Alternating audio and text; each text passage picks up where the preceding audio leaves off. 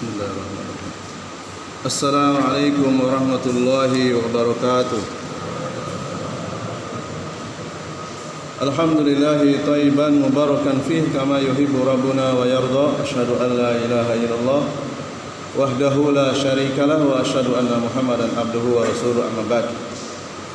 Jamaah salat Isya dan tarawih Masjid Muhammadiyah Al-Furqan rahimani wa rahimakumullah. Saudaraku seiman dan seakidah, pada kesempatan malam hari yang penuh berkah ini, alhamdulillah Allah masih melimpahkan kepada kita nikmat iman, hidayah serta taufik sehingga kita masih bisa mengisi sisa umur kita dengan beribadah kepada Allah Subhanahu wa taala, terlebih lagi di bulan Ramadan yang penuh berkah ini. Pada kesempatan kali ini saya akan menyampaikan motivasi yang pernah disampaikan oleh Al-Imam Asy-Syafi'i rahimahullahu taala. Beliau mengatakan dalam kitab Syarh Salasatil Usul yang ditulis oleh Asy-Syaikh bin Baz rahimahullahu taala, ada 4 formulasi untuk menjadi orang yang sukses. 4 formula tersebut ada dalam surat Wal Asri. Formulasi yang pertama, kata Al-Imam Syafi'i, alladzina amanu, yaitu orang-orang yang memiliki knowledge, memiliki pengetahuan, sehingga dengan pengetahuan tersebut tumbuh di dalam hatinya keimanan yang sangat kuat. Knowledge yang dimaksud adalah mempelajari Al-Quran dan hadis Nabi SAW. Mempelajari Al-Quran dan hadis Rasulullah itu hukumnya wajib. Sebagaimana Rasulullah menegaskan, talabul ilmi faridatun ala kulli muslimin. Menuntut ilmu agama itu hukumnya wajib. Apa makna wajib? Al-wajibu yusabu fa'iluhu wa yu'aqabu tarikuhu. Wajib itu orang yang melakukannya akan diberikan balasan, dan orang yang meninggalkannya akan mendapatkan hukuman. Dan juga Allah tegaskan dalam hadis riwayat Abu Hurairah dan disahihkan oleh Syekh Al-Albani, orang yang bodoh terhadap ilmu agamanya, dia hebat dalam ilmu dunia, Allah murka kepadanya. Allah mengatakan melalui lisan nabinya yang mulia, innallaha yubghidu kulla alimin bidunya. Allah senantiasa murka kepada orang yang hebat dalam ilmu dunia tetapi jahil dalam perkara ilmu agama. Apabila kita ingin dimurkai oleh Allah, jauhilah majelis ilmu. Jangan datangi majelis ilmu, Allah akan murka. Jadi kunci yang pertama, formulasi yang pertama agar kita menjadi orang yang sukses, kata Al-Imam Syafi'i, adalah yaitu mencari knowledge, mencari ilmu pengetahuan berupa Al-Quran dan hadis sesuai dengan pemahaman Nabi dan para pengikutnya.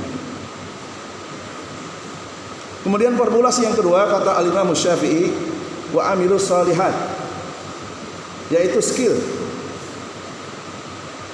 keterampilan mempraktekkan ilmu yang sudah kita raih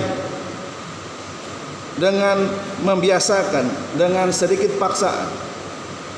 Karena keterampilan itu tidak akan tumbuh secara otomatis tanpa dibiasakan, tanpa dilatih, tanpa dipaksa. Sehingga amal saleh itu akan menjadi karakter di dalam diri kita kalau sudah menjadi kebiasaan. Kita akan terampil. Allah SWT memberikan balasan kepada orang yang mengamalkan satu ilmu. Man jaa bil hasanati falahu asru amsalihah. Barang siapa yang melakukan satu kebaikan ilmu, maka Allah berikan balasan 10 kali lipat, bahkan lebih. Kemudian orang-orang yang sudah memiliki ilmu namun dia tidak mempraktekannya, tidak mengamalkannya, tidak memiliki skill, maka ibarat pohon yang tidak berbuah. Pohonnya tumbuh tapi tidak pernah berbuah, tidak bermanfaat.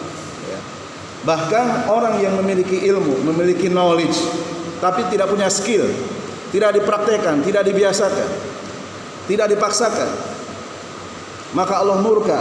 Allah mengatakan dalam surat As-Saff ayat yang ketiga, kabura maqtan indallah an taqulu ma la taf'alun. Allah sangat besar kemarahannya kepada orang yang hanya sekedar omdo tentang ilmu tetapi dia tidak mengamalkannya.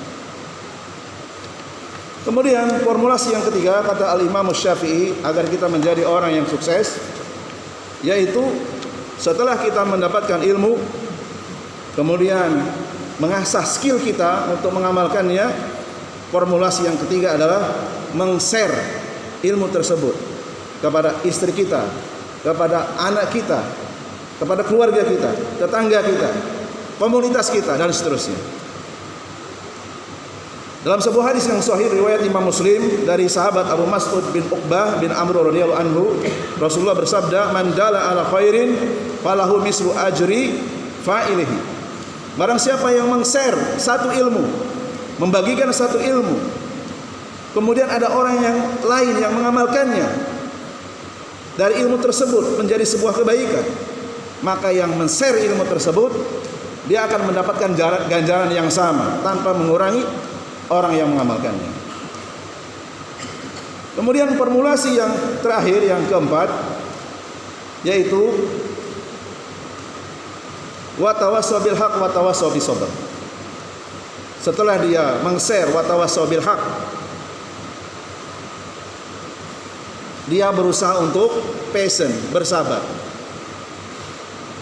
Karena tidak semua orang itu suka dengan orang yang menuntut ilmu, dengan orang yang menyebarkan ilmu. Pasti ada saja orang yang benci.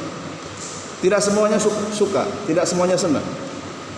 Dan yang pertama kali makhluk Allah yang membenci orang yang menuntut ilmu, orang yang mengamalkan ilmu, apalagi kepada orang yang mendakwahkan ilmu, siapa? Iblis laknatullah alaih.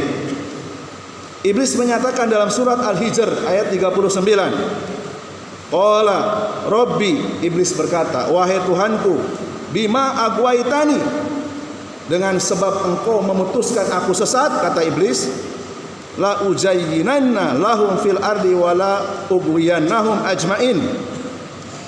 Aku pasti akan menjadikan kezaliman terlihat indah di hadapan manusia, dan aku akan menyesatkan mereka semuanya. Keempat formulasi ini ada dalam surat Wal Asri, alladzina amanu wa amilus solihat wa tawassaw bil haq wa tawassaw bis sabr. Tahiran Al-Imam Syafi'i sampai mengatakan, law ma anjalallahu hujjatan ala khalqihi illa hadhihi surah lakafathum. Seandainya Allah tidak menurunkan surat-surat kepada makhluknya kecuali surat Wal Asri saja, pasti telah mencukupi untuk motivasi kita menjadi orang yang sukses. Wa sallallahu ala nabi wa ala alihi wasallam. Demikianlah apa yang bisa kami sampaikan, kurang lebihnya mohon maaf. Nafsul minallahi wa fathun qarib wa basyiril mu'minin. Wassalamualaikum warahmatullahi wabarakatuh.